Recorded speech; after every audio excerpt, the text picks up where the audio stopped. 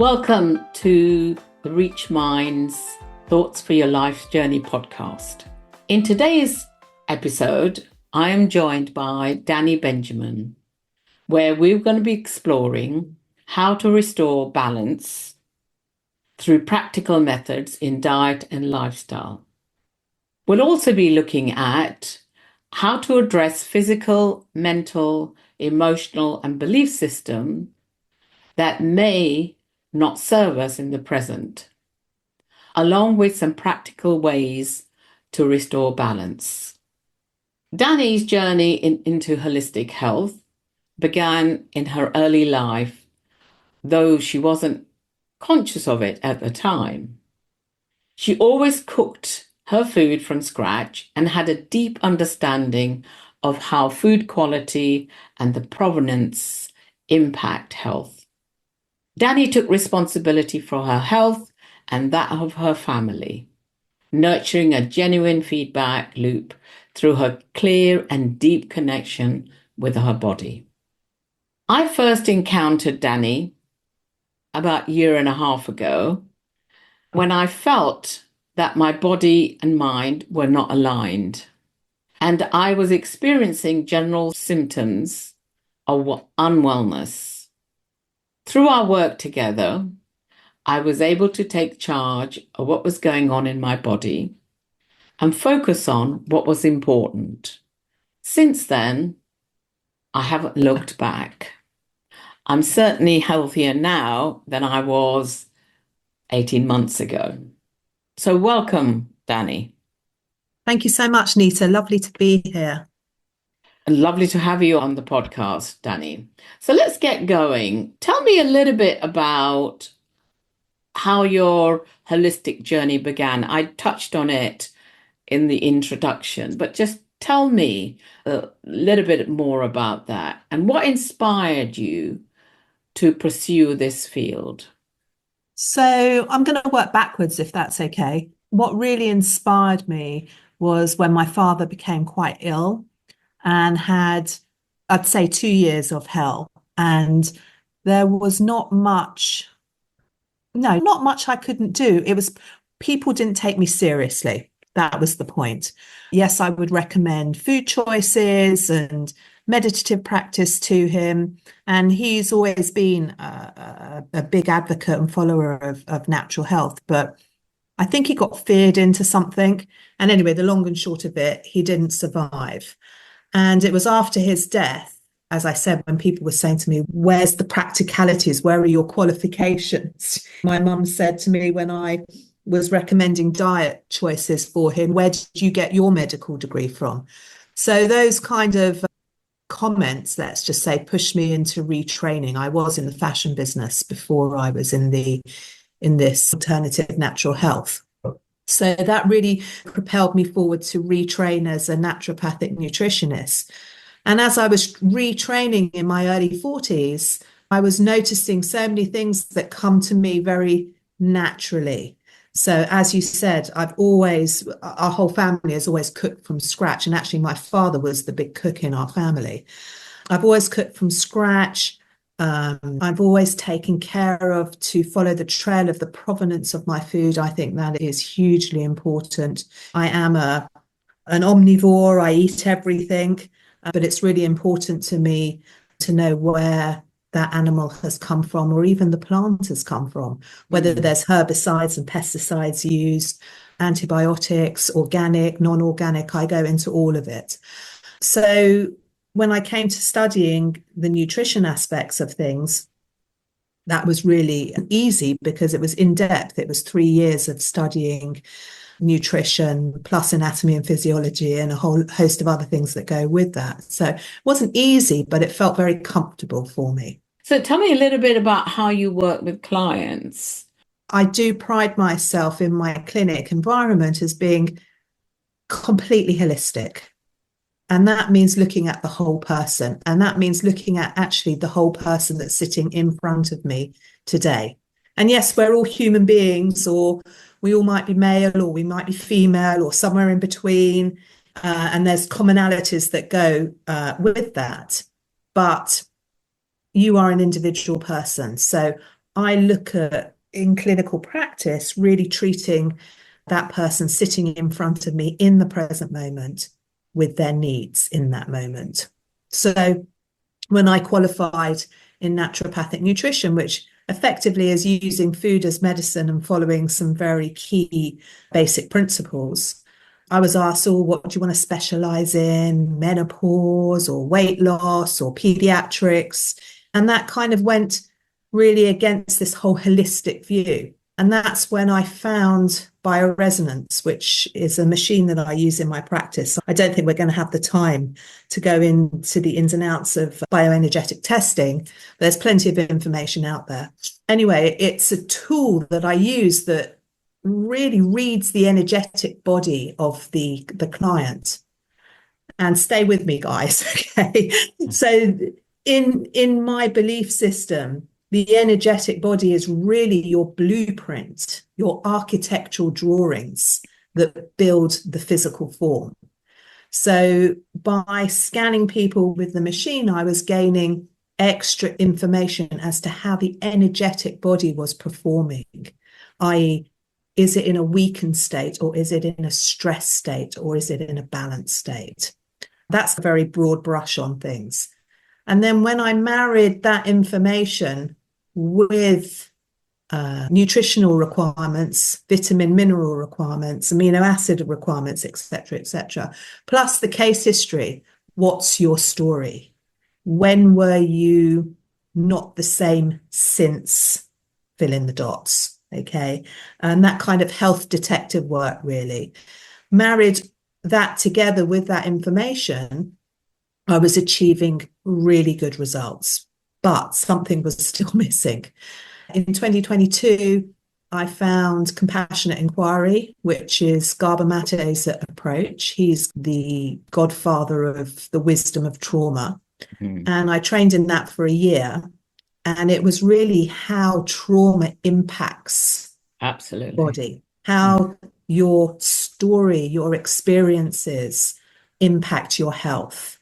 And that was the missing piece in my jigsaw puzzle. And it's fantastic because by allowing, what's the word? By recognition, by recognizing the trauma that is being held in the physical body and acknowledging it and accepting it to a certain extent, unpacking it even in a safe environment, suddenly the body felt safe again. And when the body feels safe, it works correctly. So then after some time, and that varies depending on who's sitting in front of me, again, their age, their health background, weight, height, anything really. Once that is acknowledged over a period of time, as the systems all settle, health is restored. That balance is restored. Clarity in the mind, fitness in the body, energy in the body, and a regulated nervous system. Fantastic. And that's what I hope that makes sense, because I'm really trying to cherry pick because each topic is so deep within itself, but the results are incredible. They really are. And not are they incredible? It's an ongoing practice. So people come to a self-realization. So all aspects of their life seems to change, not just their health. So it's a beautiful thing to be a part of, to facilitate, and to bear witness to. Absolutely. At the beginning, I said we are looking at a physical, mental, emotional belief system, and they're all interconnected from what you're saying. And you just can't fix the one aspect of it without looking in the nooks and crannies of the others as well at the same time, because it's where, as I said, everything is so interconnected. And as you're already giving the benefits of it, how an individual can feel more energy. And certainly from my own experience, I certainly felt a sense around, because of what I was experiencing, that I needed to go and do something differently in order to get more goodness in my body, as opposed to continuing to suffer as I was doing, actually, or ignoring my Yeah. symptoms, which I think sometimes people do as well. I And think a lot of time people do that, and it's the symptoms of the body are really the language of the body. So the body is talking to you in its language. It's telling you, "Hey, I'm here. Don't ignore me." That might be in the words, in inverted commas, of a spot on your face, or a headache, or bloating in your stomach, or, as you said, fatigue. These are kind of things that we push through and say, oh, we've got to carry on. It's only a headache, or we carry on. It's only an itch or a scratch or whatever it might be. But these are the beginnings. These are the warning signs that I'm not happy. Please do something about it. And that's where the journey, unfortunately, for a lot of people, they're quite far down the road of a more serious condition before they sit up and take notice. But it doesn't matter. It's never too late for anybody, really. no, absolutely. And, I know that I've come across people in my Ayurvedic exploration where people have been able to rebalance themselves. I relish the day when East meets West fully. I think that's where the key lies to good health, is to really merge the two together without one antagonizing the other. But there seems to be this great big wall of ego between the two coming together, or one is less valuable than the other, which is quite frustrating from where I sit, because for me, the holistic approach is ageless wisdom that's been around for thousands, and like Ayurvedic medicine, Nita, it's been Yes, around for thousands and thousands of years, but it's not given the just deserves that it really does deserve. absolutely not. And hopefully, as more people listen to podcasts like this, they might be open to it. What tips or resources would you offer to others in order to begin to look at their well-being or their unwellness? Their unwell being. Unwell being, yeah. What would I look at? Well, a really good thing, and I do this every evening and every morning, is a check-in. So I will either lie in my bed or sit up in a chair, wherever it might be, in those moments before I go to sleep and in those moments before I get out of bed in the morning. And it's a real check-in. It's like, how do I feel physically?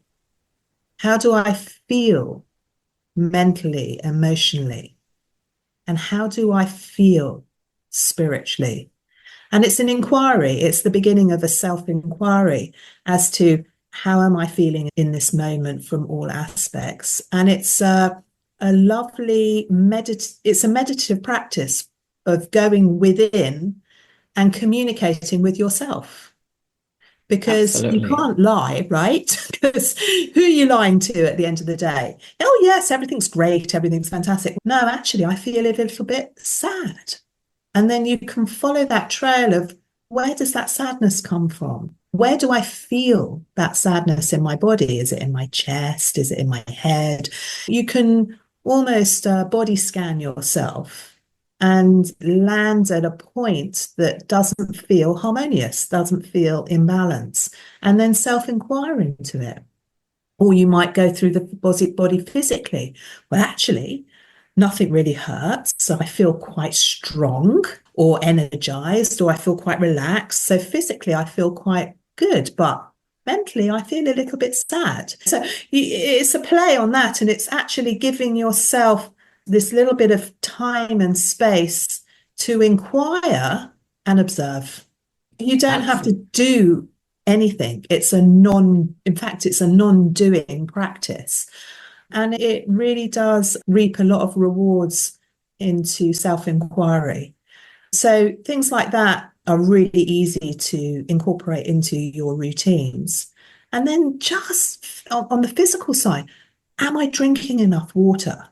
Am I eating too many takeaways? We can just be curious into that. Oh my God, I've had 4 takeaways this week, or I've been out to dinner 3 times, whatever it might be. And by just recognizing it without judgment, just recognizing it, you can pull yourself back into, okay, next week or tomorrow or right here, right now, I'm going to do something about that. Yeah. I think one of the key words, Danny, that you just said, I think that has an impact. It's about not being non-judgmental Yeah, to ourselves. And I know that I can be my worst critic sometimes. If I've eaten that 3 times a week and I've noticed that, it's about being non-judgmental and not making up a story about what that means. Because, stories can lead us down a particular path, can't they? absolutely. Yeah, I think it's about not being judgmental as to yeah, where we find ourselves. And it seems to me when we come from that place of self-compassion and not judgmental, that we can be open to what appears, what our body is saying, or what we're noticing about ourselves as you wake up early in the morning. This morning, for example, I have a journal by my bed, and the word that came up for me was detachment. And I got curious about what that meant for me. And I wrote a little bit about it in my journal. And it took me to a place of what did I need to do for myself in order to be my best friend today, not tomorrow, but today. And I think it's getting into the practice of noticing. And I think getting up in the morning, it is a very powerful thing that we can do for ourselves. I agree with you. First of all, what a wonderful thing to have a journal by your bed, or even a piece of paper and a pen. Just Mm, you don't even need to write prose essays. It's just a couple of words mm. that will remind you.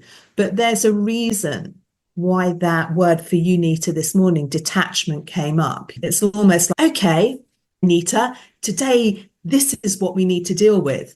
And you explored it, and it's so refreshing. And from I was going to say about this non-judgment. So of course, from a non-judgmental point of view, because as soon as you feel judged, or even if it's just by your judging yourself, as soon as this judgment comes into play, you shut down. If Our I'm going to, egos, our yeah, egos shut things down. Yes. yeah, if I'm going to be judged, I'm Mm, not going to explore because it's too painful. mm, So absolutely. when we come from a non-judgmental way, from a non-judgmental path, we're open all of a sudden because I can express myself to myself and not feel criticized or judged by that. And it just is what it is. And that acceptance of it releases almost that tightening grip that it might have on you that, stay with me, right, that will in time lead to the body physically going through a process of a dis-ease state because it's feeling crushed or Mm. tight or tense or hidden, whatever it might be. It's not open and in flow. And when we're open and in flow, generally we optimize our health. We have a balanced view of our environment. And if that's a balanced view, a safe view of our environment, our body's going to respond in kind. I would think so. Finally, what's your favorite quote in life that keeps you grounded and energized? My favorite humorous quote is it's on a fridge magnet, actually, on my fridge. And that is, "Blessed be the cracked, for they let in the light." And I absolutely love that. On a more serious note, it's a Viktor Frankl quote, and it's, "Between stimulus and response, there is a space. In that space is our power to choose our response. In our response lies our growth and our freedom." Beautiful. I love listening to that. And for me, it's so spacious. And when I hear it, I realize that I've got choice. Indeed. And I always relate that quote to the inhale and the exhale breath, Mm. because when we inhale, we take in, and then there's that moment, that tiny speck of time between the exhale. And that's where the magic happens. That's where our oxygen is taken into the body and converted and used. And then we exhale the carbon dioxide out. But in that tiny moment of stillness, let's just say, this immense amount of stuff happens. And that's the magic. So it's really that moment between the stimulus and the response, that space. I love it. Thank you, Dani. This has been an enlightening and luscious conversation Oh, what to a have with lovely you. word. What a lovely, luscious word. That's fantastic. Thank you, Nita. If you enjoy listening, tell a friend.